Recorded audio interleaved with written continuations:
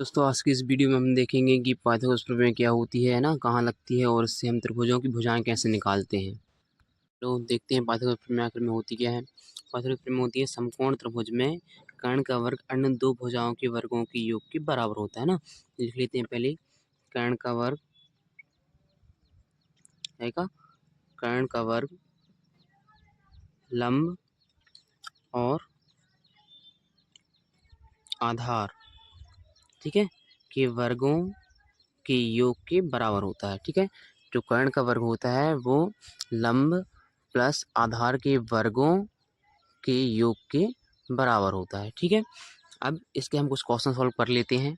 इस क्वेश्चन को देख लेते हैं। इस क्वेश्चन में आधार का मान 4 सेंटीमीटर दिया हुआ है और लंब का मान 3 सेंटीमीटर दिया हुआ है। इसका कर्ण का मान निकालना है। ठीक है, तो इसमें लिखेंगे त्रिभुज ए बी सी में इससे पाइथागोरस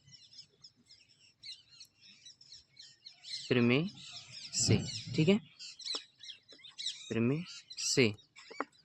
अब यहाँ पे क्या है, लंब 3 है, आधार 4 है और कर्ण का मान निकालना है। तो पाइथागोरस प्रमेय क्या होती है, कर्ण का वर्ग बराबर में लंब का वर्ग और प्लस में आधार का वर्ग। ठीक है, यहाँ पे कर्ण का मान निकालना है तो यहाँ पे x कुछ नहीं, मतलब x है ना, x माना है अपन ने, बराबर लंब कितने दिया हुआ है, लंब दिया गया है 3, तो 3 का वर्ग प्लस आधार कितना दिया हुआ है, आधार है 4, तो 4 का वर्ग। अब x का वर्ग बराबर 3 का वर्ग कितना होता है, 9 होता है, प्लस 4 का वर्ग कितना होता है, 16। x का वर्ग 16 और कितने होते हैं, 25, है ना। यहाँ से वर्ग हटेगा, यहाँ क्या लग जाएगा, रूट लग जाएगा, तो इसमें लगा दिया रूट।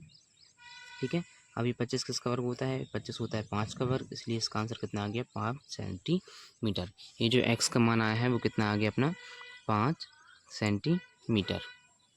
इसका दूसरा क्वेश्चन है, यहाँ पे आधार दिया गया है 9 सेंटीमीटर, लंब दिया गया है 12, कर्ण का मान निकालना है ना, अपन ने x मान लिया। यहाँ पे फिर से लिखेंगे त्रिभुज ए बी सी में किससे, पाइथागोरस प्रमेय से, किससे, पाइथागोरस प्रमेय से।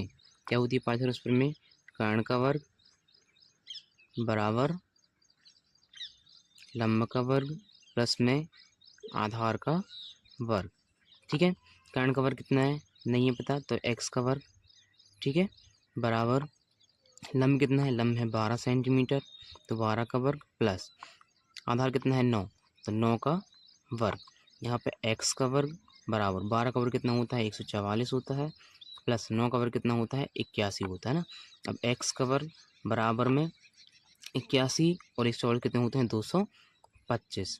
ठीक है, यहाँ पे x का वर्ग हटेगा तो यहाँ पे क्या लग जाएगा, रूट लग जाएगा, और ये 225 किसका वर्ग होता है, 225 होता है 15 का वर्ग। ठीक है, 15 का वर्ग होता है, तो इसका आंसर आएगा 15। x का मान कितना आ गया, 15 सेंटीमीटर, मतलब जो अपना कर्ण आया है वो आया है 15 सेंटीमीटर।